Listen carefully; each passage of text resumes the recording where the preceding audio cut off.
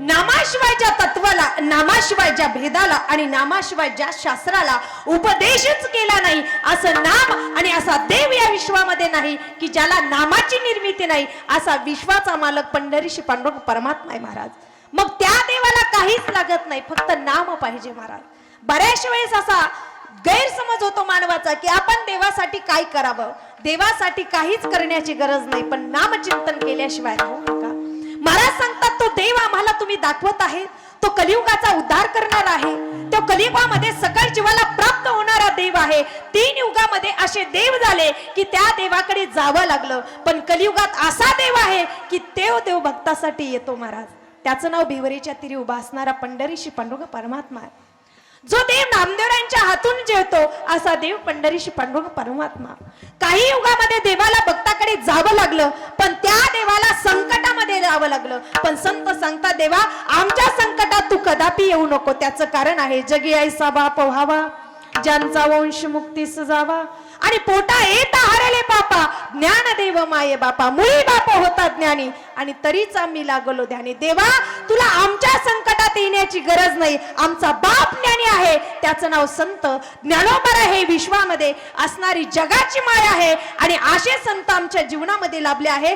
अशा संतांमुळे आम्हाला तुझ्या संकटकाळी येण्याची गरज नाही. संकटकाळी द्रौपदीचं रक्षण केलंच देवा, पण आमचं संसारातलं संकट आम्ही तुला देणार नाही, कारण की जगामध्ये सगळंच काही तू निर्मिती केलेलं आहे, आणि अशा संसारात तू आम्हाला प्राप्त केलं, अशा संसारात तू आम्हाला पाठवलं. म्हणून संत सांगता मरण माझे म्हणून गेले आणि मज केले अमर, एकदा जन्म दे देवा परत नको.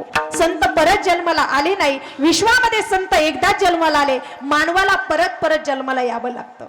पुनरपी जननम पुनरपी मरण. महाराज सांगतात आपल्याला परत परत जन्माला येण्याचं कारण काय? उपजले मेले आईसे किती, आपल्यासारखे कितीक जन्माला आले आणि कितीक निघून गेले. पण तुकोबाराय सांगतात तुका म्हणे एक मरणीची सरे आणि उत्तमाची उरे. जगामध्ये काहीच मागे राहत नाही. आमचा बाप एवढा ज्ञानी आहे, त्याचं नाव ज्ञानोबर आहे. जगी आईचा बाप बाबा, आमचा बाप ज्ञानी आहे, त्याचं कारण आहे ज्ञानोबरांचे आई वडील धन्य आहे. प्रत्येक गोष्टीमध्ये आई वडिलांना धन्यता दिली जाते, त्याचं कारण आहे विठ्ठल पंतांनी रुक्मिणी माता 4 मुलांचा सांभाळ होण्यासाठी आणि त्यांचं जीवन कार्य चांगलं होण्यासाठी स्वतःच्या आई वडिलांनी प्राण त्याग केला. त्याचं नाव विठ्ठल पंतांनी रुक्मिणी माता. मातेची अवस्था काय जाणे बाळ, आणि तिची तर सकळ चिंता त्याशी. आईला बाळाची चिंता असते, ती बाळासाठी काहीही करू शकते. त्याचं कारण तुम्हा आम्हाला शूरवीर सांगून गेले महाराज. जगामध्ये जेव्हा शिक्षणाची निर्मिती नव्हती, पण स्त्रीसाठी शिक्षणाची निर्मिती करणाऱ्या सावित्रीबाई फुले ही एक स्त्रीच होते, आणि अशा माता जगामध्ये जन्माला आल्या. म्हणून आपल्या महाराष्ट्राच्या मातीमध्ये प्रत्येक पदोपदी शिक्षणाचा अधिकाराचं महत्व सांगितलं जातं, आणि स्त्रीला आजही तेवढाच अधिकार दिला जातो. म्हणून 50% आजही स्त्रीला अधिकार आहे, आणि त्याची निर्मिती करणारे महाराज ते शूरवीर होते. त्यांच्यामुळे आपण इथपर्यंत आहोत, आपल्यामुळे काहीच नाही महाराज. आपण म्हणतो आम्ही हे करू शकतो, आपण काहीच केलं नाही. फक्त चाललेल्या कार्यावरती चांगलं चला. ज्यावेळेस आपण चांगलं कार्य करत राहतो त्यावेळेस या कार्याला महाराज कुठेतरी चांगली गोष्ट मिळाली त्याला चांगलं करत राहायचं, म्हणजे फक्त मानवाचा अधिकार आहे. विठ्ठल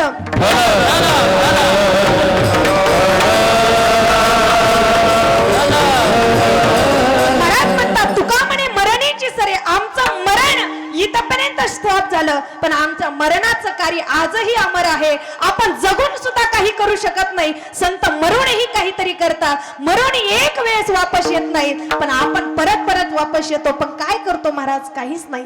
छत्रपती शिवाजी महाराज गेले, सरणावरती कुत्र्याने प्राण दिला. छत्रपती शिवरायांच्या सोबत आजही कुत्र्याचा इतिहास घडला. मानवाचं काय घडतं महाराज? एकदाच जगा, पण असं जगा विश्वामध्ये जीवन जगत असताना छत्रपती शिवरायांसारखं जीवन जगा, आणि संभाजी महाराजांसारखं मरण असावं. तुकोबाराय सांगतात आमचं मरण सुद्धा श्रेष्ठ होईल, पण देवाला आम्ही काही मागणार नाही. आम्ही मागवायचे नाही तुझपशी, तुझ्यापाशी आहे का देवा?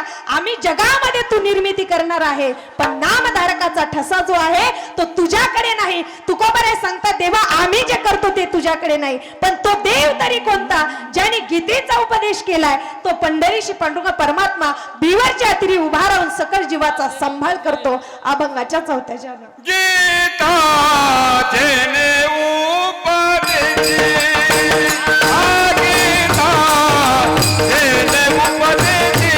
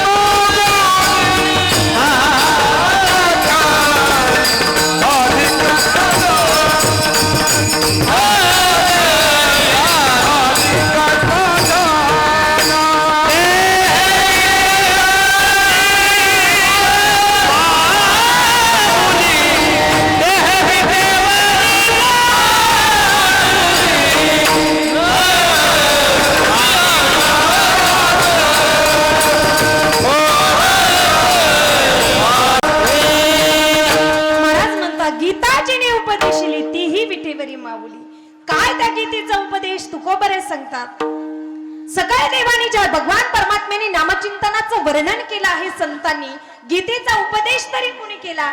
भगवान परमात्म्याने अर्जुनाला गीतेचा उपदेश केला, धृतराष्ट्राला गीतेचा उपदेश केला आणि संजयाला गीतेचा उपदेश केला. गीता गीता वाची जी म्हणती नाही पुनरावृत्ती तया नरा. गीतेचा उपदेश हा 3 जणांना केला, पण संतांनी त्याच गीतेचं महत्व ज्ञानेश्वरीमध्ये ज्ञानोबरांनी घराघरापर्यंत पोहोचवलं. मग संत श्रेष्ठ का भगवंताचं नामचिंतन श्रेष्ठ?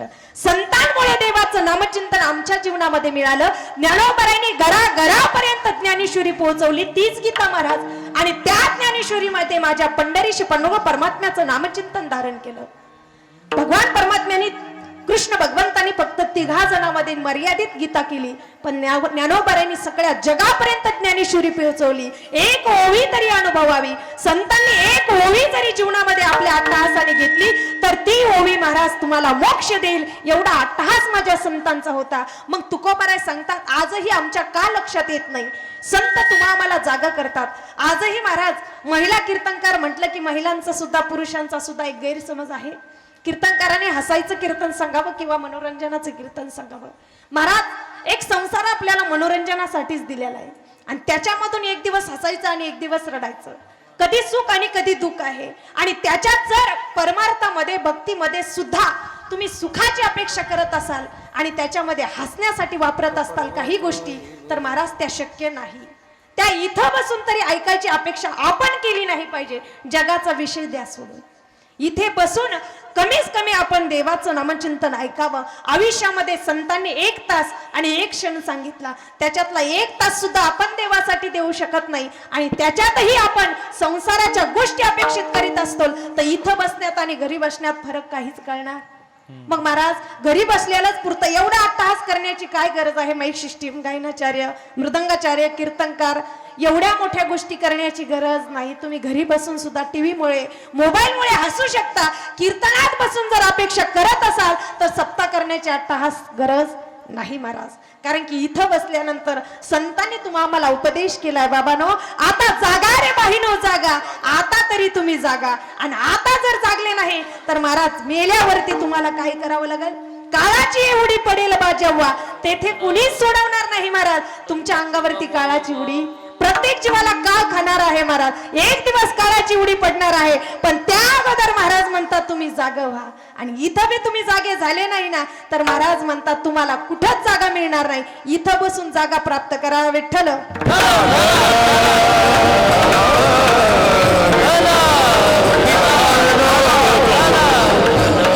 तुकोबारे सांगतात, देवा आम्हाला तुझं नामचिंतन घ्यायचं आहे, पण जर कदापि माझ्याकडून तुझं नामचिंतन झालं नाही, सासर वासावी तू जीव ओढे तुझं पासी.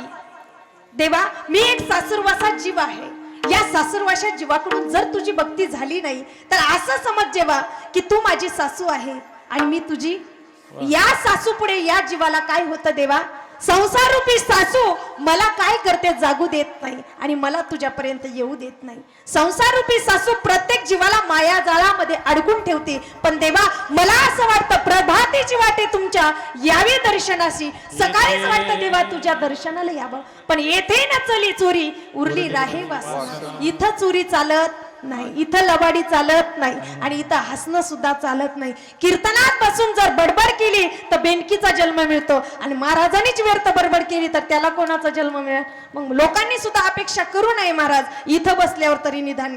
पण आता लोक सुद्धा ताई आमच्या गावात हसायचं कीर्तन सांगा, तारीख येतात, पाकिट देतात, महाराज सगळं करतात, पण मला एकच आवडत नाही. इथं बसून तरी अपेक्षा करू नका.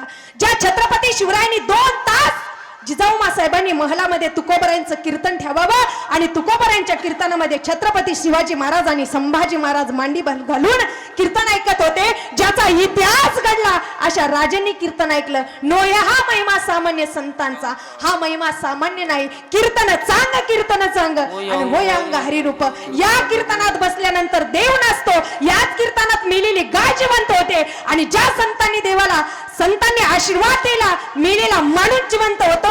अशा कीर्तनाचा संतांचा महिमा सामान्य नाही. आणि हे संत वेदांनी शास्त्रांनी आपल्याला गवाही देऊन सांगतात की तुम्ही नामचिंतन कंठात धारण करा. अभंगाच्या शेवटच्या तुका म्हणे सारहरी, तुका भणसार धरी तुका म्हणे सारधरी तुका म्हणे सारधरी